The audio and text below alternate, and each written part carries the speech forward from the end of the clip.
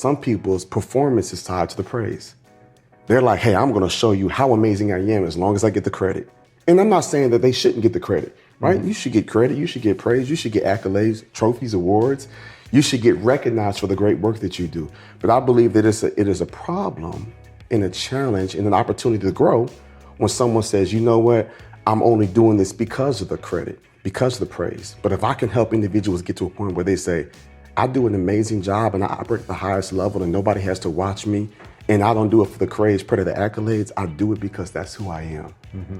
And I help individuals get to that part. That's the sweet spot. When they say, you know what, I'm gonna just be phenomenal because I woke up like this. Welcome to the Beyond Speaking podcast from Premier Speakers Bureau, featuring in-depth conversations with the world's most in-demand keynote speakers. Hi, I'm Brian Lord, your host of the Beyond Speaking podcast. Our guest today is Jeremy Anderson. Jeremy's got an incredible story of overcoming obstacles, a lot of personal difficulties, which you'll get into, but also somebody with this big corporate background in sales and marketing and investments and insurance and leadership as well. And he's able to craft that into what he calls next level living.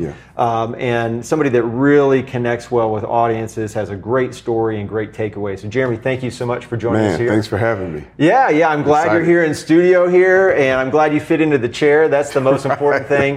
I know, we talk about mental fitness, physical fitness. When you get in those things, which to you is more important, mental or physical? I would probably, I got the big three. Physical, mental, and spiritual. Mm-hmm. Just to be flat out honest with you. Yeah. Right. So when I have my regimen in the morning, some people might do yoga, some people might meditate, I read, I pray, and then I work out. So I work on my heart, my mind, then I work on my body. But they're all equally important to me. Mm-hmm. But the most important one is physical in a sense because, you need to live your life, right? You could not be here. You could have cancer, right? I'm going to a funeral with a friend of mine tomorrow. So it's like life happens. So for me, definitely the mental, but also the physical, but also the spiritual. So they're all in there together. Now, usually I prioritize all of them, I'll say that. Absolutely, no. So I'm curious, now, which came first for you? Well, which is the easiest one, the one you started off with and it was really easy to be consistent with that? And which was the hardest one and how did you deal with that?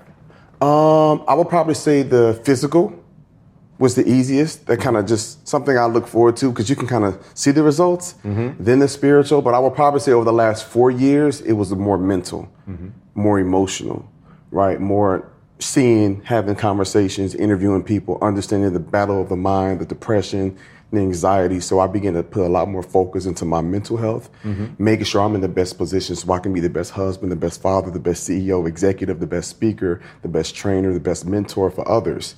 So I began to put a lot of focus on my mental health as much as my spiritual, emotional, and my physical. Well, I know mental health has been a really big thing. That's not always what you're booked for the most. Right. But, you're saying 4 years, that's kind of the COVID time period here. Right. What steps did you take to be more mentally strong or mentally healthy?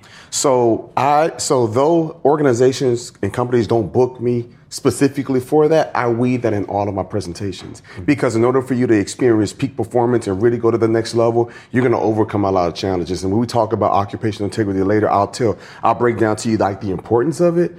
But for me, in the mind and how much people struggle with it, it's real critical for me. So years ago, as I began to look at my own journey, and I realized, I'm in the funk, I'm in the weird place. And because I'm so passionate, because I'm so upbeat, as I began to sit down and talk to my counselor, I realized, this is depression. This is weird. I can be depressed. I'm a motivational speaker. I'm traveling the world, speaking, doing my thing. But I realized, there is something on the inside of me that needs nurturing, that needs help as well. And I need a safe space because I'm the go-to.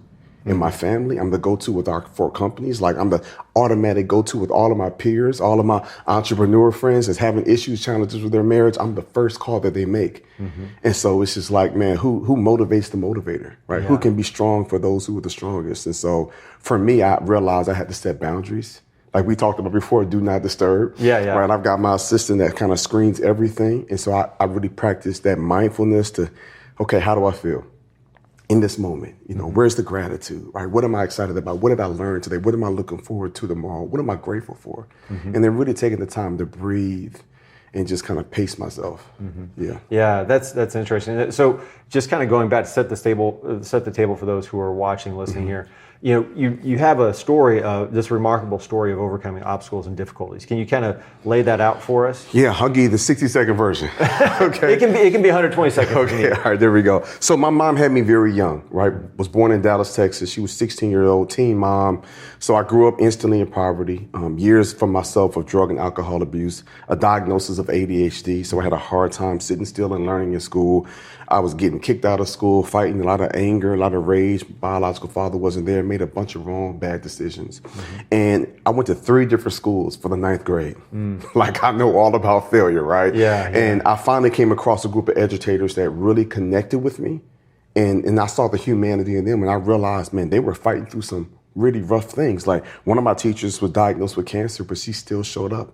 Another teacher was going through divorce. I'm seeing her every day dealing with heartbreak. Another teacher had just buried her husband. Another one that went through a triple bypass surgery came back to school before the doctors even approved them because she missed us so much. So when I'm looking at these educators, I'm like, you don't have to be here. Like maybe I am fearfully and wonderfully made. Like maybe there is a plan for my life. Maybe there is something special about me. So that alone, when I saw the humanity in them, I went all in and I began to apply myself. And I am smart. I just wasn't applying myself, right?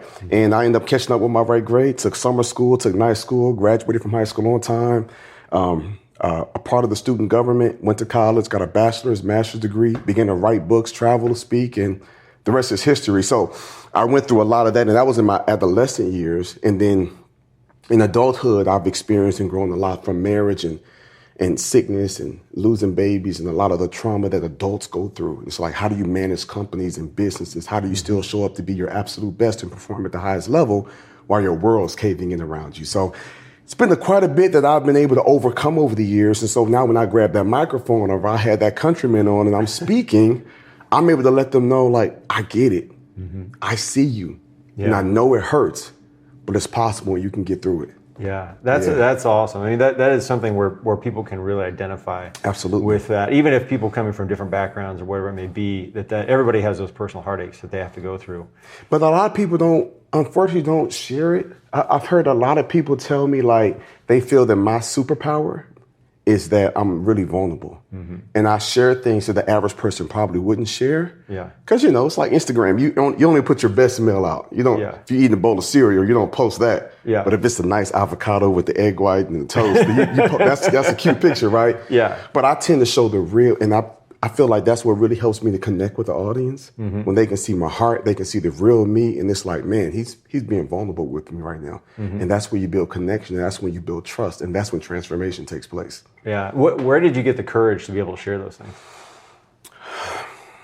I don't know. Good question. I've just always been the I want to be just real and honest and add the most value. And honestly, I feel like it's a conviction.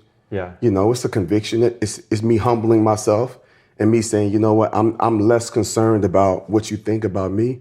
I'm more concerned about you getting that breakthrough, you realizing it's okay. And then I realized the more I shared, the more people can connect with me, and the more people felt seen, and the more people felt understood. And now they like, well, if you and your wife went through all of this while you're building these companies, these businesses, you went through all of this when you were young, surely I can get through what I'm going through. Yeah. So I took the focus off of me and began to put it on them. So you had a whole lot of pathways. So you got high school, college, master's, everything else.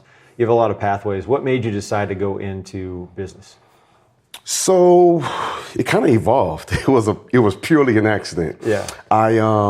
As I got all my degrees and started working, I was working for Mutual Omaha Insurance and Investment in the corporate space of enterprise rent-a-car, doing really great there, moving up into management. And so as I began to work with a lot of these major companies and grow and excel and experience a lot of success, like it was really good. And I began to get at the same time speaking engagements. Hey, Jeremy, we would love to have you come speak. Hey, we would love to have you come to our company, our organization and speak and share your story. And it kind of just grew from there. And it got to a point, because I try to operate with integrity in everything I do, it got to a point where I said, man, my speaking on the side is starting to compete morally with my day-to-day work. And I realized, like, I feel guilty taking a paycheck from them, knowing I'm only giving 60%. Now, I'm getting the job done, right? Yeah. But I know I can give more. But I realized my heart wasn't there. My heart was inspiring the people. And so that's when I made the transition, and my wife Right. My wife, she took the leap of faith too. She was like, I'm quitting my job. I was like, did you pray about that? She was like, I'm going all in. And she worked for the government. She worked for a NASA defense contractor. So she had a great salary. I was like, your health care benefits, that'll take care of, your salary will take care of the car note and mortgage. She said, nope, you quit your job, I'm quitting my job too. And we kind of took off from there. Wow. And then from there, we began the first business. The first company was the Jeremy Anderson Group, speaking, consulting. Then we had an educational sector to it. Then as we began to generate a lot of different revenue, I had a buddy of mine that has like one of my mentors, like a major trucking fleet. But he's big time. He thinks he's small. He's got like 1,600 trucks. That's big for me. But he's comparing himself to like Penske with like 80,000. So we started a trucking company, Next Level Trucking and Logistics. And so we started buying a bunch of 18-wheelers, hired a director of operations. And so from the resources that we got from speaking, we began to diversify it and make different investments, and it kind of grew from there. That's awesome. That's great. So where did the idea for Next Level come from? I found myself my second year speaking I've been doing this for 14 years now. So what's the numbers? Like 2010. So like 2012, I was just like watching one of my messages and I said, I mention Next Level all the time, right? It was just because I really feared listening and watching myself speak. But I said, as a speaker, to perfect your craft, you got to watch yourself. It's like a sports person, like reviewing the tape, right? You watch the game. Okay, I missed a tackle. I could do something different here. So as I began to watch my presentation, I said, man, I use Next Level a lot. And then it just flowed out one time. And I was like, I'm going to show you all how to experience Next Level living. And it's like, a light bulb clicked. I made some T-shirts and it kind of just became a thing. And so Next Level Living is the constant pursuit to be everything that we've been called and created to be. It's as simple as that. It's the constant pursuit. Nobody ever arrives, Brian. As successful as you are, there's always another level. It's a little bit more you can do. It's more you can accomplish. It's more you can achieve and attain. So when I talk about Next Level Living, it's just like, man, it's the constant pursuit to be everything that we've been called to be. And so many people leave a little bit on the table. I'm like, no, go get all of it. And you have that inside you. And so that's kind of where it began to grow and evolve. So what somebody does want to get started on that pathway, what's something they can start doing tomorrow to get that Next Level Living going? So for years, I began to challenge them. I began to challenge people to experience Next Level Living. But it wasn't until I created the framework, Occupational Integrity, which shows them the actual path. So it's really a series of self-discovery questions, right? You got to ask yourself, like, do an audit of your life. Like, am I really doing a good job? Like, can I do more? Do I even believe I can have more? I talk to some people who want to be speakers, and they're like, is it really possible for me to be a six-figure speaker? I'm like, a six-figure speaker? You could do that in a quarter and in a month. Like, you know what I'm saying? But they're just like, they struggle with belief systems, right? And I talk to people, they're like, I talked to one chef, right? He prepares meals for my family. Like, whenever we have friends in town, it's a phenomenal job. And I said, man, you can open up your own restaurant. His food is literally, Brian, the best food I've ever had in my life. He's like, you think I can have my own restaurant? And I'm like, dude, like, and his family's wealthy. I'm like, they would be your first investor. But people struggle with mindset. And so when you talk about Next Level Living, the first question you got to ask yourself is, what am I doing on the inside to make sure I'm in the best position? Like, do I really believe this is possible? And then you begin to make the moves and transitions from there. But a lot of people question, like, is it really possible for them? So it starts with the belief system. Before you go to achieve Next Level Living, do you believe you can have it? Do you believe you deserve it? Do you believe it's possible for you? The way I'm wired is if I look at someone that's successful, I'm thinking like, man, you're human just like me. In the morning time, you have to brush your teeth, right? Like, you're not some special person where you don't have to comb your hair and shower. We all have insecurities. We all have feelings. We all have emotions. If it's possible for you, it's possible for me. I'm just wired like that. And so I try to help other people deal with that. But the National Science Foundation dropped an article a few years ago. I read it. It changed my life. It said that the average adult has between 12 and 60,000 thoughts per day. 80% of those thoughts are negative, and 95% of those thoughts are repetitive. So to imagine that the average adult human, just to say in America, 80% of their thoughts are negative, and 95% of them are repetitive. So these are things we've been telling ourselves for years. And so people struggle on the forefront of Next Level Living because they're like, is that even possible? So some of the work I do, you got to break that old mindset. You got to change that stinking thinking and really believe what's possible for you. Yeah, that's all. I mean, because that is that big first step is just changing that. Absolutely. What are some of the results you've seen from people? Maybe just a couple examples when they've changed that thinking. I've had superintendents that have completely turned districts around because they've been there with imposter syndrome. Yeah. And they feel like I was a great principal, but I'm not fit to be in this position. I'm like, you're absolutely fit to be in this position. Everybody else sees you. The school board sees you. That they're very picky. There's a lot of politics, but you don't see it. I've had people that have risen and become number one salespersons within their organization. I've got one gentleman named Brian Thomas. He worked for Kia, and he was the number one salesperson 2 years in a row, just from him just showing up. But when I first talked to him, he's like a street guy, just like, just kind of doing his thing. And I said, hey, you've got something special. You've got a heart. You've got charisma. You've got passion. Don't try to sell these people. Just bring out your personality. Just connect with them, build with them, and add the value. Don't try to sell them what you want to sell them. You actually have a type of heart that sells them what they need. And so now, but I help this mindset to say, hey, all these guys has been here 6, 7, 8 years. That's cool. But you're special. So I've been able to work with so many people over the years to help them with that mindset. First, they got to believe it's possible. Once they believe, okay, this is possible, it's like now we have to put that work in. And what are the different things and questions we have to ask ourselves as we're pursuing that every day? I know accountability is one of the really big things. How can people show accountability, keep accountability? So I would say that kind of goes to the first question of occupational integrity. If I can break that down. Yeah, definitely. So when I created the term occupational integrity, the first question you have to ask yourself is, do I do my job efficiently and effectively without anybody having to watch me and micromanage? That's the bottom floor, the basic level of occupational integrity. The first question you ask yourself. The second question is, do I do my job efficiently and effectively at the highest level? There are some people, Brian, that can show up and do a job and do a good job at it. But they're talented, but they're not giving it their all. They're just skilled and talented. But it's like, do you do your job efficiently and effectively at the highest level without having to be watched or micromanaged? The third question you ask yourself, do you do your job efficiently and effectively at the highest level without you having to be watched or monitored? And you don't need credit. You don't need praise. You don't need the accolades. That's a whole nother level there. And so a lot of people struggle with that because some people's performance is tied to the praise. They're like, hey, I'm going to show you how amazing I am as long as I get the credit. And I'm not saying that they shouldn't get the credit, right? You should get credit. You should get praise. You should get accolades, trophies, awards. You should get recognized for the great work that you do. But I believe that it is a problem and a challenge and an opportunity to grow when someone says, you know what, I'm only doing this because of the credit, because of the praise. But if I can help individuals get to a point where they say, I do an amazing job and I operate at the highest level and nobody has to watch me, and I don't do it for the praise, credit, the accolades. I do it because that's who I am. And I help individuals get to that part. That's the sweet spot.